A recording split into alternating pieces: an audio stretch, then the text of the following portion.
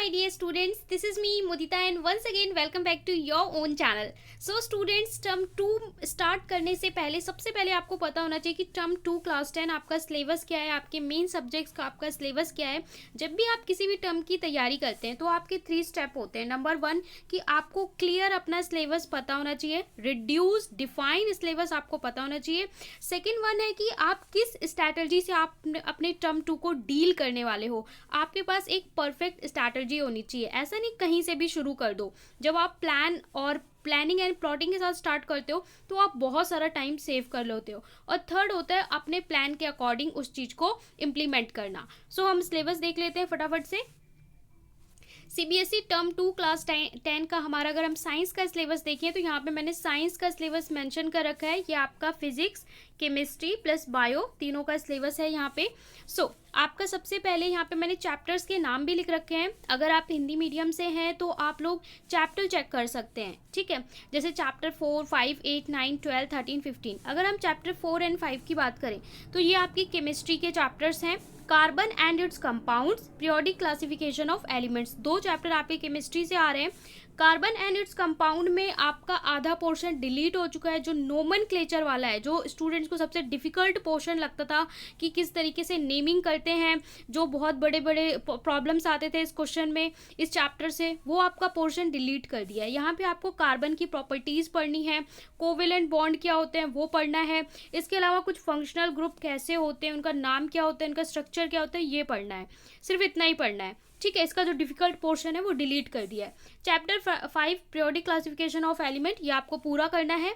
Chapter 8 how do organism reproduce and 9 biology की अगर हम बात करें तो ये दोनों चैप्टर 8 एंड 9 ये आपके बायो से आ रहे हैं। और बायो में जो हाउ डू ऑर्गेनिज्म रिप्रोड्यूस, ये बहुत ज़्यादा इंपॉर्टेंट चैप्टर है, बहुत ज़्यादा मार्क्स स्कोरिंग चैप्टर है। इस चैप्टर से आपको डायग्राम दिया जाता है, बहुत सारे क्वेश्चंस इस चैप्टर में से आते हैं। इसे बहुत अच्छे से करना है, पूरा चैप्टर आ रहा है आपका, कहीं से भी कोई टॉपिक नहीं डिलीट है। How do organism reproduce complete आपको करना है। हेरिडिटी एंड इवोल्यूशन की अगर हम बात करें तो यहाँ पे आपको हेरिडिटी करना है, जो इवोल्यूशन वाला पोर्शन है वो कट चुका है, तो हेरिडिटी वाला करना है। यहाँ पे भी डिफिकल्ट टॉपिक था, उसको रिमूव कर दिया है। तो बायो में भी आप बोल सकते हो 1.5 चैप्टर ही आपको करना है। फिजिक्स की अगर हम बात करें तो आपके पास 2 चैप्टर हैं, इलेक्ट्रिसिटी, ठीक है, जिसमें आपको अच्छे से इलेक्ट्रिसिटी को कंप्लीट करना है, कोई भी टॉपिक यहाँ से डिलीट नहीं है। और अगर हम 13 की बात करें, मैग्नेटिक इफेक्ट ऑफ करंट, तो यहाँ से आपका जो एसी करंट है, अल्टरनेटिंग करंट वाला जो टॉपिक है वो वाला थोड़ा सा पोर्शन डिलीटेड है, ठीक है। बाकी जो इसकी चीज़ें हैं वो सारी कवर कराई जा रही हैं। तो ये हो गया आपका फिजिक्स, केमिस्ट्री, बायो। और जो आपका इन्वायरमेंट वाले पोर्शन से चैप्टर आता है वहाँ से आवर इन्वायरमेंट केवल एक चैप्टर करना है।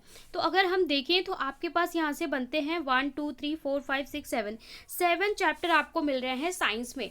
अगर आप 1 मंथ में सिलेबस ख़त्म करना चाहते हो तो आपको पर चैप्टर 3 to 4 डे देना है और इससे आप इजीली कवर कर सकते हो। अगर हम इसमें टॉपिक्स को देखें जो आपका सिलेबस है तो यहाँ से आप लोग टॉपिक चेक कर सकते हो, ठीक है, जो पोर्शन डिलीट है या कौन कौन से टॉपिक कवर करने हैं। जैसे मैंने आपको बताया, ये आपका सिलेबस का स्क्रीनशॉट है जहाँ से आप लोग देख सकते हो।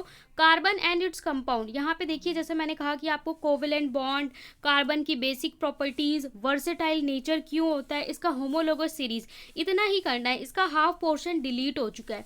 पीरियोडिक क्लासिफिकेशन में आपको सब कुछ करना है, डोब्रेन ट्रेड करना है, मैंडलीव करना है, मॉडर्न पीरियोडिक टेबल करना है, प्रॉपर्टी करनी है, पीरियोडिक टेबल की सारी प्रॉपर्टीज़ करनी है, तो पूरा चैप्टर करना है।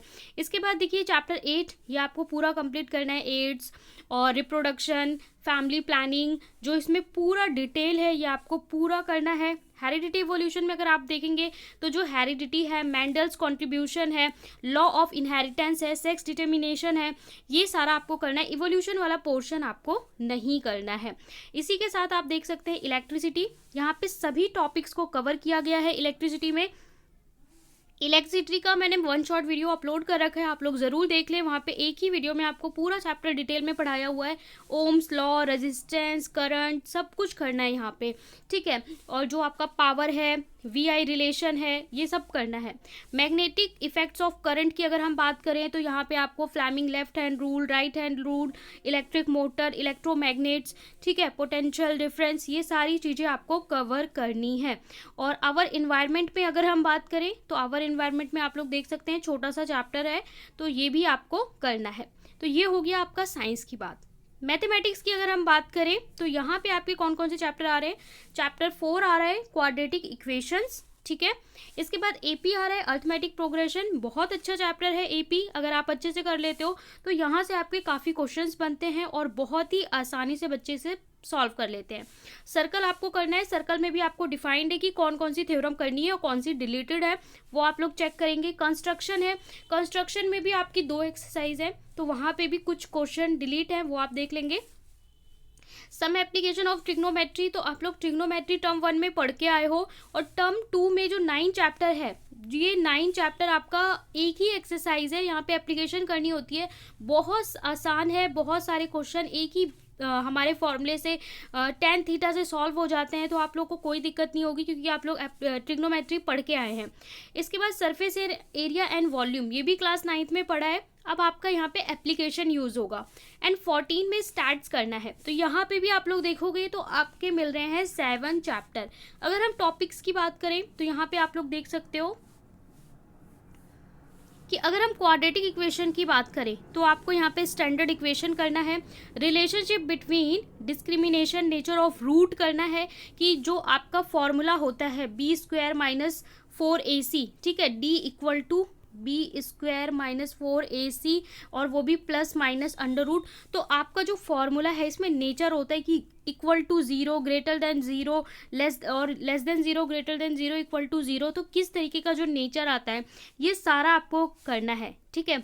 अर्थमेटिक प्रोग्रेशन, तो यहाँ पे देख लीजिए, यहाँ पे nth टर्म, सम निकालना, सारी चीज़ों को यहाँ कवर कराया।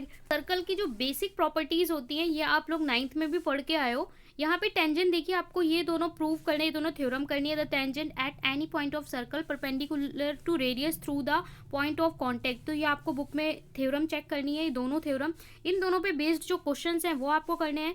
कंस्ट्रक्शन में आपको एक तो जो लाइन सेगमेंट है इसका किस तरीके से रेशियो डिवीजन किया जाता है ये करना है। एंड सेकेंड वन, जो आपका जो सर्कल होता है इस पर टेंजेंट ड्रॉ करने की आपकी कुछ क्वेश्चंस दिए हुए हैं, ये करने हैं। एप्लीकेशन ऑफ ट्रिग्नोमेट्री की अगर हम बात करें तो एप्लीकेशन ऑफ ट्रिग्नोमेट्री में आपको यहाँ पे पूरी एक्सरसाइज को करना है, ठीक है। और यहाँ पे आपको एंगल बता रखे हैं, एंगल एलिवेशन और डिप्रेशन का 30 डिग्री, 45, 60, तो यहाँ पे आपको वैल्यूज़ पता होनी चाहिए और रेशोज भी याद होने चाहिए जो आपने 8 चैप्टर में किया है। सरफेस एरिया एंड वॉल्यूम में आपको बोला हुआ है कि वॉल्यूम कॉम्बिनेशन, यहाँ पे आपको कराया जाएगा कि कोई भी 2 शेप है, जैसे आपने क्यूबॉइड पढ़ी है, क्यूबॉइड के साथ आपका कोन मिला दिया तो कुछ इस तरीके से स्ट्रक्चर बनेगा। तो आपने जितने भी 9th में फॉर्मूले पढ़े थे उनका आपको रिवीजन करना पड़ेगा, क्योंकि यहाँ पे आप सॉलिड स्फेयर्स की, सॉलिड स्ट्रक्चर्स की बात करोगे और यहाँ पे कॉम्बिनेशन होगा 2 स्ट्रक्चर का, कहीं हेमिस्फेयर, स्फेयर, क्यूबॉइड, ओके। तो ये जो रियल लाइफ प्रॉब्लम्स होंगी उस पर आपको क्वेश्चंस मिलने वाले हैं। तो ये है आपका पूरा टॉपिक। सोशल स्टडी की अगर हम बात करें तो सोशल स्टडी में हमें आपको क्या क्या करना है, देखिए सबसे पहले आ जाता है आपका हिस्ट्री यानी इतिहास। यहाँ पे आपको करना है नेशनलिज्म इन इंडिया, ये चैप्टर मैंने प्रोवाइड कर रखा है वीडियो, इंग्लिश मीडियम में भी और हिंदी मीडियम में भी। भारत में राष्ट्रवाद, बहुत इंपॉर्टेंट चैप्टर है, बहुत ज़्यादा इंपॉर्टेंट चैप्टर है, एग्जामिनर का फेवरेट चैप्टर होता है ये, इसमें से आपको बहुत सारे क्वेश्चन मिलेंगे। हिस्ट्री में आपको एक ही चैप्टर करना है बोर्ड एग्जाम के लिए। इसके अलावा आपके पास 2 चैप्टर हैं, the making of global world and the age of industrialisation, उसमें से कोई एक चैप्टर करना है, वो भी सिर्फ पीरियोडिक के लिए, मतलब स्कूल लेवल पे करना है। अगर स्कूल में कोई टेस्ट होता है उसके लिए करना है, बोर्ड में नहीं आएगा। तो इस समय आपको वो चीज़ें नहीं करनी जो बोर्ड में नहीं आएगा, आपको केवल वही चीज़ें करनी है जो बोर्ड में आएगा, इसलिए मैंने यहाँ मेंशन भी नहीं किया है। हिस्ट्री से आपको यही प्रिपेयर करना है बोर्ड एग्जाम के लिए।